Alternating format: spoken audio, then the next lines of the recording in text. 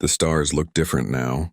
Captain Jake Morrison stood on the bridge of the UES Vengeance, watching the familiar patterns of light appear on the main screen. After 300 years of wandering in the dark space between galaxies, they had finally come home. The ship around him groaned and creaked like an old house in a storm.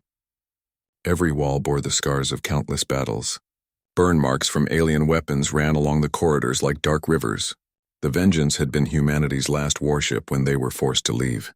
Now it was still their last warship, but it carried something more precious than weapons. It carried the last free humans in the universe.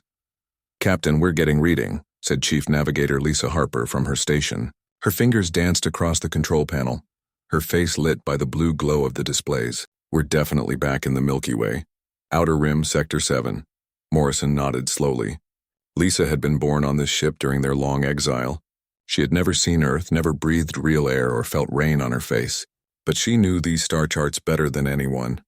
Her parents had made sure of that before they died fighting the Void Hunters in the Andromeda Gap.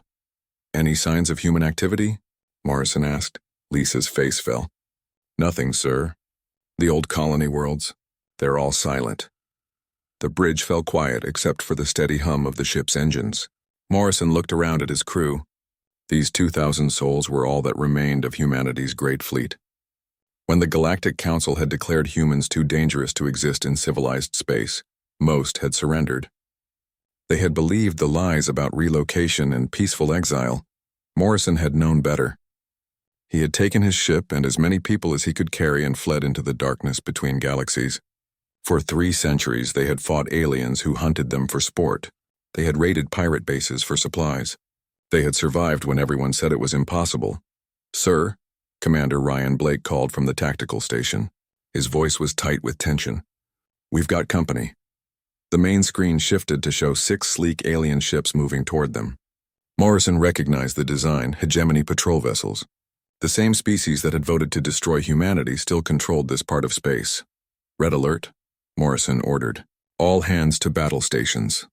Alarms rang throughout the ship. Morrison could hear the sound of running feet in the corridors as his crew raced to their positions. These people had been born for war. Every child on the Vengeance learned to shoot before they learned to read. "Captain," Blake reported, "they're demanding we surrender for inspection. They say no human ships are allowed in this sector." Morrison smiled grimly. "Tell them we're not surrendering to anyone." "Sir, should I arm weapons?" Morrison considered this. The Vengeance was powerful, but these patrol ships would call for help. Soon the entire hegemony fleet would know that humans had returned. He needed more information before he started a war. "Negative. Take us deeper into the system. Use the asteroid field for cover."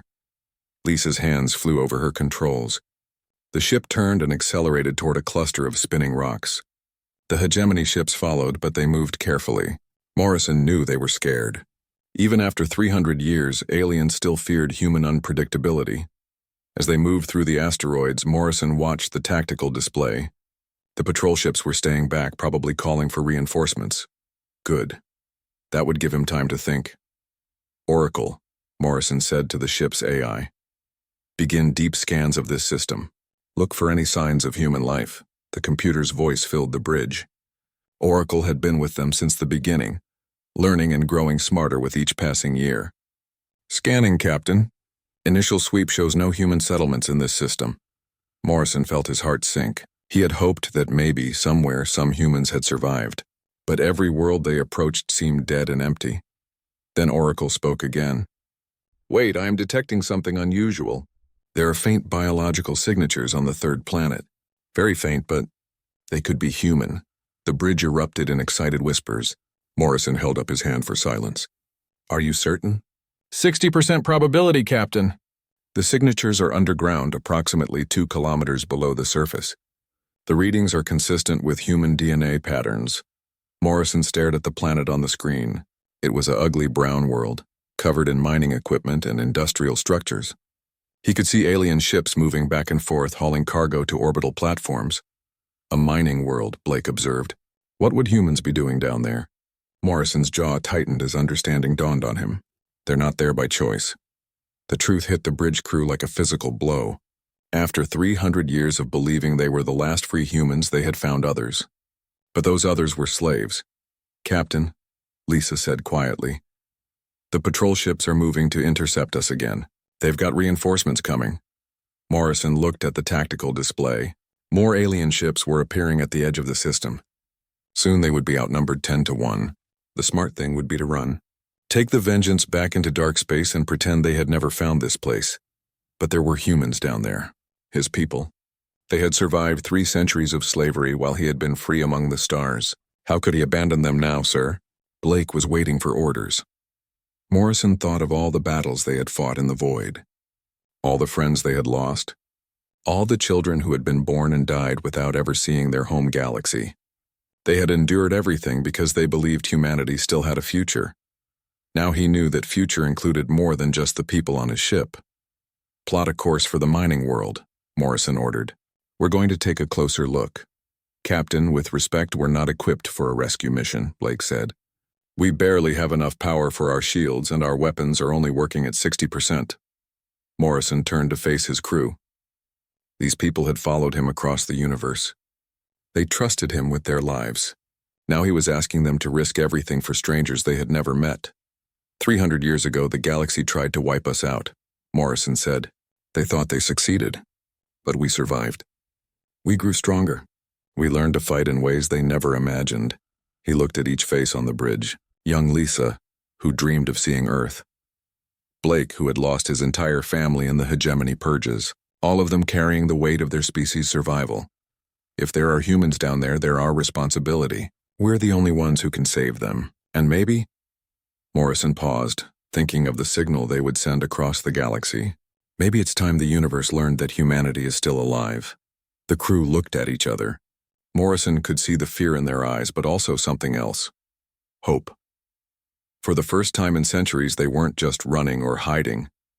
They were going to fight for something more than survival. Helm. Take us in, Morrison commanded. The Vengeance turned toward the mining world, carrying humanity's last free warriors toward their greatest challenge yet. The Vengeance drifted silently toward the mining world, hidden by stealth systems that had been improved over 3 centuries of running from enemies. Captain Morrison stood in the shuttle bay, watching Marine Captain Amy Foster check her equipment one final time. Remember, this is reconnaissance only, Morrison told her. Get in, confirm what we're dealing with, and get out. No heroics. Amy nodded, but Morrison could see the fire in her eyes. She had been born on the ship 25 years ago. Her parents had died fighting Skull Raiders in the Perseus Arm. Like everyone else aboard the Vengeance, she had grown up hearing stories about Earth and the billions of humans who had lived free among the stars. What if they don't want to come with us? Amy asked as she shouldered her weapon. Morrison had been wondering the same thing. 300 years was a long time. Maybe the people down there had forgotten what freedom meant. Maybe they were too broken to fight. Then we respect their choice, Morrison said. But we give them the option. Amy's team of 6 Marines climbed into the stealth shuttle. These were the best fighters humanity had produced. Fast, smart, and absolutely loyal to each other. They had to be. In the dark between galaxies, loyalty was the only thing that kept you alive. Morrison watched the shuttle disappear into the planet's atmosphere. Then he returned to the bridge to wait. Any word from the surface? He asked Navigator Lisa Harper. The shuttle's transmitting, but the signals are weak. There's a lot of interference from the mining equipment. Lisa paused, listening to her headset. Wait, I'm getting something. Amy's team has made contact. The main screen flickered to life, showing grainy images from Amy's helmet camera. Morrison saw dark tunnels carved from rock, lit by harsh artificial lights. Humans in ragged clothes moved through the passages, carrying tools and buckets of ore. They looked thin and tired, but they were alive. My God, whispered Commander Blake from his station. There must be thousands of them. The camera moved deeper into the tunnels. Morrison saw children working alongside adults, their small hands sorting chunks of mineral by color. He saw old people bent over with years of hard labor. All of them wore metal collars around their necks. Captain Foster to Vengeance. Amy's voice crackled through the static. I've made contact with what appears to be a local leader. An elderly woman named Grace Carter. She wants to talk. The camera focused on a woman with gray hair and intelligent eyes. Her face was lined with wrinkles, but there was strength there. She looked directly into the camera and spoke. I remember the stories my grandmother told me, Grace said. About the great ships that carried our people to the stars. About the war that drove us from our homes. She said someone would come back for us someday. Morrison felt his throat tighten. Tell her we're here now. Grace smiled sadly. I can see that, Captain Morrison. But you're too late for most of us. This world is just one of dozens where they keep our people. We're property now. Have been for generations. Amy's camera panned across the tunnels, showing the full scope of the operation. Morrison realized that what he was seeing was just a tiny fraction of the mining complex. The entire planet was probably hollow by now, carved out by centuries of human labor. How many worlds? Morrison asked through Amy's communicator. We don't know exactly, Grace replied. The overseers don't tell us much. But from what we've heard over the years, maybe 50 or 60 planets, millions of our people scattered across the galaxy. The number hit Morrison like a physical blow. He had thought they were rescuing thousands. Now he learned it might be millions. What about Earth? Morrison asked. Do you know what happened to our homeworld? Grace's face darkened. Earth fell last. The hegemony turned it into a fortress world. They use it as their main base now. If any humans survived there, they're buried so deep we'll never find them. Morrison closed his eyes. Earth, the birthplace of humanity, now served as headquarters for the aliens who had destroyed their civilization. The irony was bitter. Captain, Chief Engineer Paul Adams called from his station. We've got problems. Long-range sensors are picking up a hegemony battle group, moving toward this system. 12 ships, including a heavy cruiser. Morrison opened his eyes. The aliens weren't taking any chances. Someone had reported their arrival, and now the hegemony was sending enough firepower to crack a planet. Time to intercept? Morrison asked. 4 hours, maybe less. Morrison looked at the image of Grace Carter on his screen. Behind her, hundreds of humans continued their endless work in the tunnels. They had survived 3 centuries of slavery. Now he had to decide whether to risk their lives for a chance at freedom. Amy, how long would it take to evacuate that complex? Sir, there are at least 3,000 people down here. Maybe more in the deeper levels.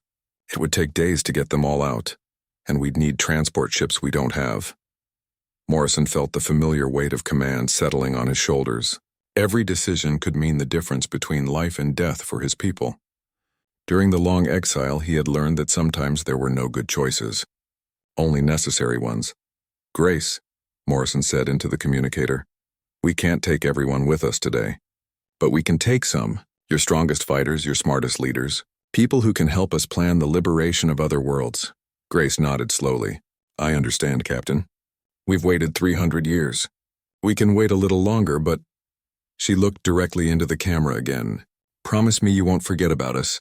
Promise me this isn't goodbye forever. Morrison felt something break inside his chest. These people had endured slavery while he had lived free. They had kept their hope alive through generations of suffering. Now he was asking them to trust him with their future. I promise, Morrison said. We will come back for all of you. Grace smiled for the first time since the conversation began. Then we'll be ready when you do. Amy's team worked quickly to select 50 volunteers from among the mine workers. They chose young adults with technical skills, former soldiers who still remembered their training, and natural leaders like Grace who could help organize resistance movements on other worlds. As the shuttle prepared to launch with its precious cargo of human refugees, Morrison made a decision that would change everything. He opened a communication channel on all frequencies and began to broadcast. This is Captain Jake Morrison of the United Earthship Vengeance, his voice carried across space to every alien receiver in the system. Humanity has returned. We are coming for our people. To every human listening to this message, wherever you are, we have not forgotten you. We will not abandon you. Your exile is ending. The bridge fell silent as Morrison's words echoed through space. Commander Blake stared at him in shock. Sir, you just told the entire galaxy that we're alive. Morrison nodded. Yes, I did. And now they know we're coming for our people. All of them. On planets across the galaxy, humans working in mines and factories and farms heard Morrison's message through stolen communication devices. For the first time in 3 centuries, they remembered what it felt like to hope. The war for humanity's freedom had begun. Morrison's message spread across the galaxy like wildfire. On 50 different worlds, human slaves stopped their work and looked up at the sky. For the first time in their lives, many of them dared to hope. But Morrison's broadcast also had another effect. Every alien government now knew that humanity had survived. The species they thought they had destroyed 300 years ago was back, and they were angry. The hegemony battle group arrived at the mining world 6 hours later, but they found only empty space. The Vengeance had vanished into the asteroid field, carrying 50 human refugees and the most dangerous cargo in the galaxy, hope. In the ship's medical bay, Chief Medical Officer Dr. Kate Sullivan worked to help the rescued humans adapt to life aboard the warship. Most had never seen the inside of a spacecraft.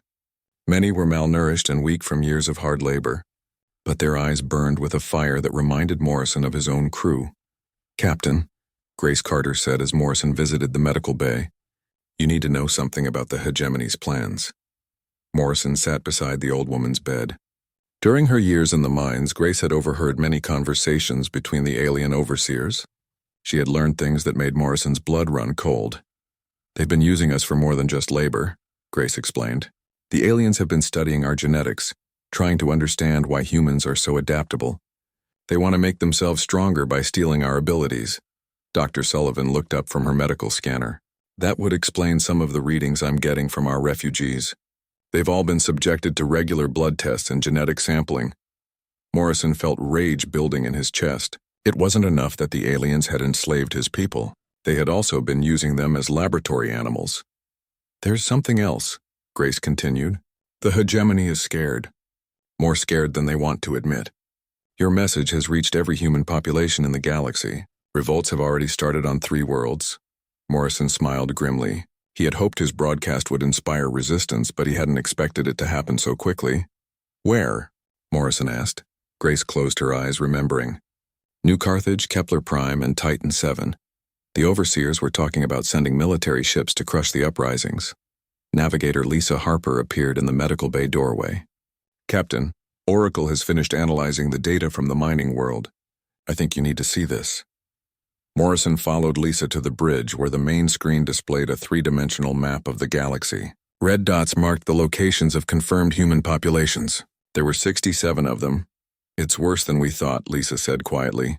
"Based on the mining world's records, the hegemony has been using humans as slave labor for almost every major industrial project in the galaxy. We built their cities. We dig their mines. We grow their food." Morrison stared at the map. Each red dot represented thousands of his people living in chains. The scale of the enslavement was overwhelming.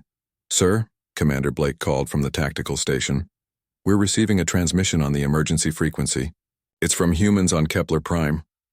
The screen flickered, showing a young man with dirt on his face and determination in his eyes. Behind him, Morrison could see the glow of fires and hear the sound of fighting. "This is Marcus Webb on Kepler Prime," the young man said. "We heard your message, Captain Morrison. We've taken control of the main processing facility and freed 2,000 workers, but the hegemony is sending warships to retake the planet. We need help." Morrison looked at his tactical display. Kepler Prime was 3 days away at maximum speed. By the time they arrived, the revolt would be over. "Marcus, this is Captain Morrison. How many fighters do you have?" "About 400 with military training, sir. Mostly people who remember the old days. We've got improvised weapons and stolen alien equipment, but it won't be enough." Morrison made a decision that went against every tactical principle he had learned in 3 centuries of warfare. "Marcus, I'm transmitting technical specifications for explosive devices that can be built from mining equipment. Use them to target the hegemony landing craft. Don't try to hold territory. Hit them and run. Make them pay for every inch." "Understood, sir. What about the other worlds?" Morrison smiled. "Leave that to us." Over the next week, the Vengeance became something it had never been before, a mobile command center for galactic revolution. Morrison and his crew coordinated with human resistance fighters on dozens of worlds, providing tactical advice and technical information that turned desperate uprisings into effective military operations. Chief Engineer Paul Adams worked around the clock to repair and upgrade the ship's systems using captured alien technology. The Vengeance grew stronger with each passing day, its weapons more powerful and its defenses more sophisticated. But their greatest victory came not from military technology, but from something much simpler: communication. Dr. Sullivan had made a discovery while treating the refugees. The metal collars worn by human slaves weren't just for identification. They contained communication devices that allowed the overseers to give orders and receive reports. "We can hack into their network," Dr. Sullivan explained to Morrison. "Every human slave in the galaxy is connected to the same system. If we can break their encryption, we can talk to all of them at once." It took Oracle 3 days to crack the alien codes. When the AI finally succeeded, Morrison found himself speaking directly to millions of enslaved humans across the galaxy. "This is Captain Jake Morrison," he broadcast through the collar network. "To every human hearing this message, you are not alone. We are your brothers and sisters from the great darkness, and we have returned to bring you home." The response was immediate and overwhelming. On world after world, humans began coordinating their resistance efforts. They shared information about hegemony weaknesses and troop movements. They planned synchronized attacks that would happen simultaneously across the galaxy. But the aliens weren't passive observers. The Hegemony Council declared humanity a galactic threat and authorized military action against any world harboring human insurgents. Entire planets were blockaded. Orbital bombardments destroyed cities where humans had taken control. The war Morrison had started was spreading beyond anything he had imagined. "Captain," Blake reported during one of their strategy sessions, "Oracle has detected something significant. A hegemony fleet is massing near the Sol system." Morrison looked at the tactical display. Hundreds of alien warships were gathering around humanity's birth star. The implications were terrifying. "They're going to destroy Earth," Morrison realized. Grace Carter, who had recovered enough to join the command staff, nodded gravely. "They did it before to other rebellious species. When they can't control a revolt, they eliminate the homeworld as an example to others." Morrison stared at the image of Earth on the screen. The blue-green world where humanity had begun its journey to the stars was now a fortress controlled by their enemies. If there were any humans still alive there, they would die in the coming assault, unless the vengeance got there first. "Lisa, plot a course for Earth," Morrison ordered. "Maximum speed." "Sir," Blake protested, "that's suicide. We're one ship against hundreds. Even with our upgrades, we can't fight those odds." Morrison looked around the bridge at the faces of his crew. These people had followed him across the universe and back. They had fought impossible battles and survived when everyone said they should be dead. Now he was asking them to do it one more time. "Maybe we can't win," Morrison said, "but we're the last free humans in the galaxy. If Earth dies, then everything our species ever accomplished dies with it. I won't let that happen." One by one, the crew nodded their agreement. They had come too far to give up now. The Vengeance turned toward Earth, racing through hyperspace toward humanity's final battle. The Vengeance dropped out of hyperspace at the edge of the Sol system to find a sight that took Morrison's breath away. The hegemony had turned humanity's birthplace into the largest military staging ground in galactic history. Hundreds of alien warships surrounded Earth like angry insects around a hive. Massive orbital platforms bristled with weapons capable of cracking continents. The blue-green world Morrison remembered from old Earth archives was now gray and brown, covered with alien cities and military installations. "Oracle, are you detecting any human life signs?" Morrison asked. The AI took several minutes to complete its scan. When Oracle finally spoke, there was something like amazement in its synthesized voice. "Captain, I am detecting approximately 15 million human biosignatures. They appear to be concentrated in underground installations beneath the planet's surface." The bridge fell silent. 15 million humans had somehow survived 3 centuries of alien occupation on their own homeworld. "How is that possible?" whispered navigator Lisa Harper. Before Morrison could answer, the ship's communication system came alive with an incoming transmission. The signal was strong and clear, coming from somewhere deep beneath Earth's surface. "Unknown human vessel, this is President Maria Santos of the Earth Resistance. Please identify yourself." Morrison felt his heart skip a beat. Not only had humans survived on Earth, they had maintained their own government. "President Santos, this is Captain Jake Morrison of the UES Vengeance. We're here to bring you home." The screen flickered to life, showing a woman in her 50s with steel-gray hair and intelligent eyes. Behind her, Morrison could see the interior of what looked like a sophisticated underground facility. Humans in military uniforms moved purposefully through corridors lined with advanced equipment. "Captain Morrison," President Santos said with a smile, "we've been waiting for you." Over the next few hours, Morrison learned the incredible story of Earth's hidden survivors. When the hegemony invasion began 3 centuries ago, Millions of humans had retreated into underground bunkers and cave systems. Using advanced tunneling technology, they had carved out vast cities beneath the planet's crust. For 300 years, they had lived in secret, growing their population and developing new technologies. They had monitored alien communications, studied their enemies' weaknesses, and prepared for the day when humanity would return to reclaim their world. "We heard your broadcast from the mining world," President Santos explained during their strategy meeting. "That was our signal to begin final preparations. We've been ready for this day for decades." Morrison was amazed by what he saw on the underground facility's screens. The Earth Resistance had built factories that produced weapons specifically designed to defeat alien technology. They had trained armies using battle tactics developed from centuries of studying hegemony military doctrine. Most importantly, they had maintained the one thing that had kept humanity alive during the dark years: hope. "How many ships do you have?" Morrison asked. 200 combat vessels, Santos replied. "Not as large as the hegemony fleet, but they don't know we exist. We've been building them in caverns they've never found." Morrison smiled. For the first time since arriving at Earth, he began to believe they might actually win. The battle plan was elegant in its simplicity. The underground humans would launch their surprise attack from beneath Earth's surface, while Morrison coordinated simultaneous uprisings on every world where humans were enslaved. The galaxy-wide revolt would prevent the hegemony from concentrating all their forces at Earth. But first, they had to deal with the alien fleet already in the system. "Captain Foster," Morrison called to the Marine commander, "I need you to lead a boarding party against the hegemony flagship. If we can capture their command structure, we might be able to turn this battle before it really begins." Amy Foster grinned. She had been hoping for a chance to get close to the aliens who had enslaved her species. "Consider it done, sir." The assault began at dawn Earth time. Hidden launch tubes opened across the planet's surface, releasing swarms of human fighters that the hegemony had never suspected existed. At the same time, Morrison's broadcast network activated, coordinating revolts on 67 worlds simultaneously. The Vengeance, meanwhile, used tactics Morrison had perfected during 3 centuries in the void. Instead of engaging the enemy fleet directly, he targeted their supply ships and communication relays. The aliens found themselves blind and confused as their command structure collapsed. Amy Foster's boarding party struck at the heart of the chaos, capturing the hegemony flagship in a lightning assault that left the enemy admirals as prisoners. The intelligence they recovered revealed the full scope of the aliens' crimes against humanity.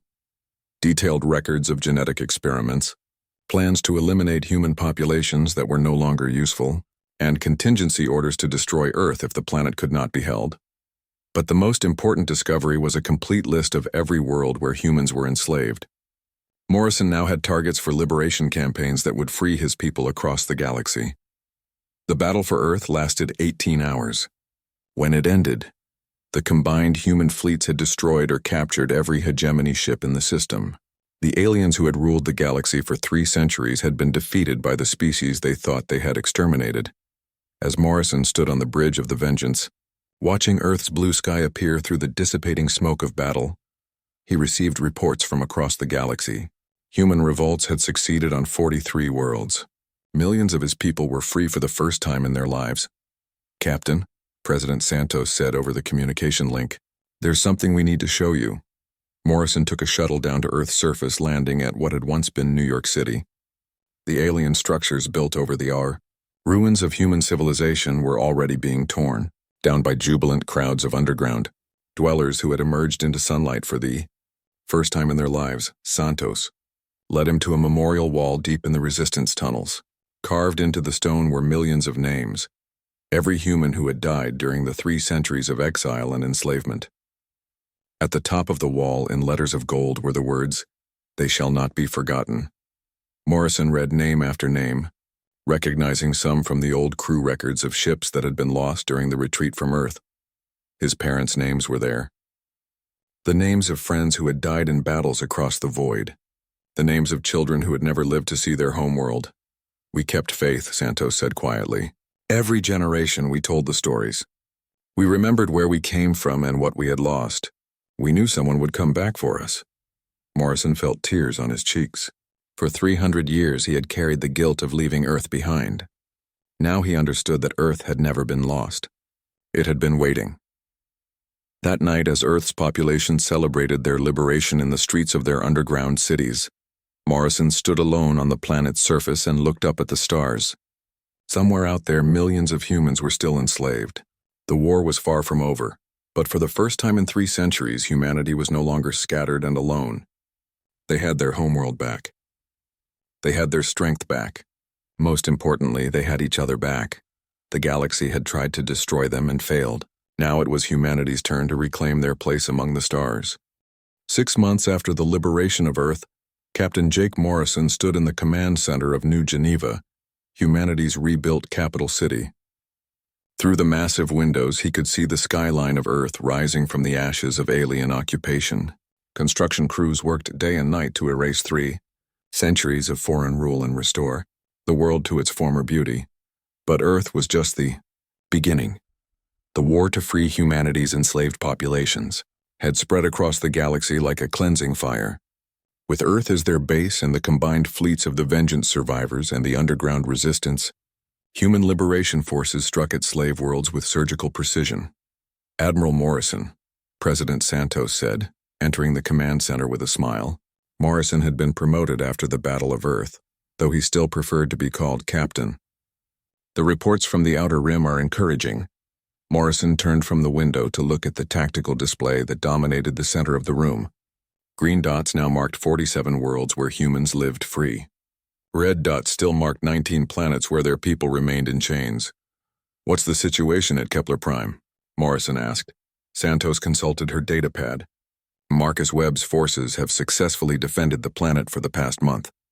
The local hegemony garrison surrendered yesterday. That's another 2 million humans freed.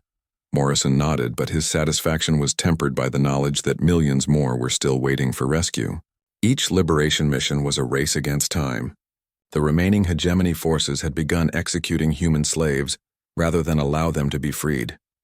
"Sir," Commander Blake called from his station, "we're receiving a priority transmission from the Perseus expedition. It's Captain Foster." The main screen activated, showing Amy Foster's face against the backdrop of a ship's bridge. Behind her, Morrison could see the stars of the Perseus arm, where some of humanity's most remote populations had been discovered. "Admiral Morrison," Amy reported, "we've found something you need to see. Oracle, transmit the scan data." The display shifted to show a detailed image of a planet Morrison had never seen before. It was covered in massive industrial complexes that stretched from pole to pole. Orbital platforms surrounded the world like metallic rings. "What am I looking at?" Morrison asked. "The hegemony's primary manufacturing world," Amy replied. "According to the intelligence we captured, this is where they build their most advanced weapons and starships. But that's not the important part." The image zoomed in on one of the industrial complexes. Morrison could see thousands of tiny figures moving between the machinery. "There are 5 million humans on this world," Amy continued. "They've been building the weapons used to oppress their own species. The hegemony has been using our people to forge the chains that bind them." Morrison felt the familiar rage building in his chest. It wasn't enough that the aliens had enslaved humanity. They had forced humans to participate in their own oppression. "What's the tactical situation?" Morrison asked. "The world is heavily defended. Orbital defense platforms, patrol fleets, and ground-based weapons. But Admiral, the humans down there have sent us a message. They've been sabotaging production for months, waiting for liberation. They're ready to help." Morrison looked at the strategic map.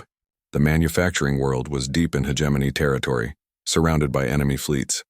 A direct assault would be suicide, but if they could free 5 million humans and capture the aliens' primary weapons facility, it would cripple the enemy's ability to continue the war.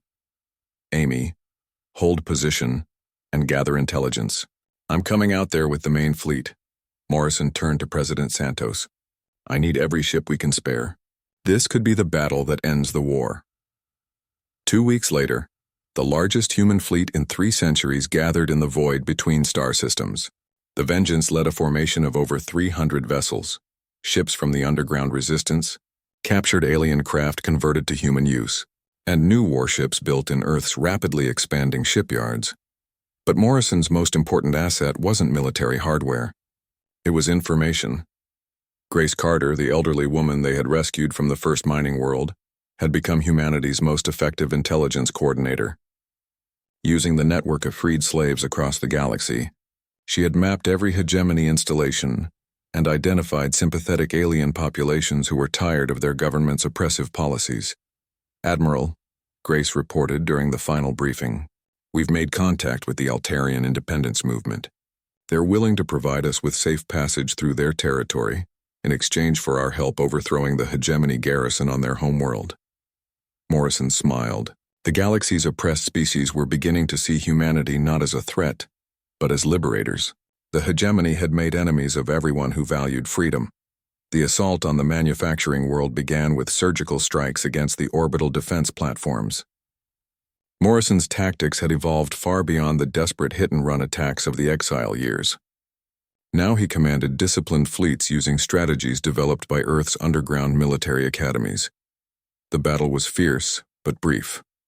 Hegemony forces found themselves facing not just superior tactics, but technology they had never encountered. Earth's engineers had spent 3 centuries developing weapons specifically designed to exploit alien weaknesses. As the orbital defenses fell, Amy Foster led marine landing forces to the planet's surface. They found something that took their breath away. 5 million humans had coordinated a simultaneous uprising across the planet's industrial complexes. The slaves had become an army. The liberation of the manufacturing world marked the beginning of the end for the hegemony. Without their primary weapons production facility, the alien government could no longer supply their remaining fleets. One by one, the last slave worlds fell to human liberation forces. But the final battle came not on some distant planet, but in the halls of the Galactic Council itself. Morrison led a delegation to the ancient space station, where representatives of 1,000 species had once voted to exile humanity. Now those same chambers echoed with demands for justice, as freed human populations presented evidence of 3 centuries of systematic genocide and enslavement. The Hegemony Council stands accused of crimes against sapient life, Morrison declared before the assembled representatives. They attempted to eliminate an entire species and enslaved millions of beings across this galaxy. Today we demand justice. The trial lasted for months, but the evidence was overwhelming. Captured hegemony documents detailed every atrocity committed against humanity. Testimony from freed slaves painted a picture of systematic cruelty that shocked even the galaxy's most cynical species. In the end, the Galactic Council voted unanimously to dissolve the hegemony government and establish a new galactic charter that guaranteed the rights of all sapient species. Humanity was officially welcomed back into galactic civilization, not as petitioners seeking readmission, but as liberators who had freed the galaxy from tyranny. 1 year after the liberation of Earth, Morrison stood once again on the planet's surface, but this time in the garden that had been planted where the alien command center used to stand. Grace Carter, now serving as Earth's Minister of Galactic Affairs, was planting the first tree in what would become a memorial to all the humans lost during the exile. "What will you do now?" Grace asked as she patted soil around the young oak tree. Morrison looked up at the sky where human ships moved freely between the stars for the first time in 3 centuries. Somewhere out there, millions of formerly enslaved humans were building new lives on worlds they could finally call home. "There are still species out there living under oppression," Morrison replied. "Other governments that think they can enslave the innocent and get away with it. Maybe it's time they learned what humanity learned in the dark between galaxies." Grace smiled. "That freedom is worth any price?" Morrison nodded. "And that no one fights harder for freedom than people who remember what it's like to lose it." Above them, the stars of the Milky Way shone with promise. Humanity had returned home, but more importantly, they had brought something back with them that the galaxy had almost forgotten.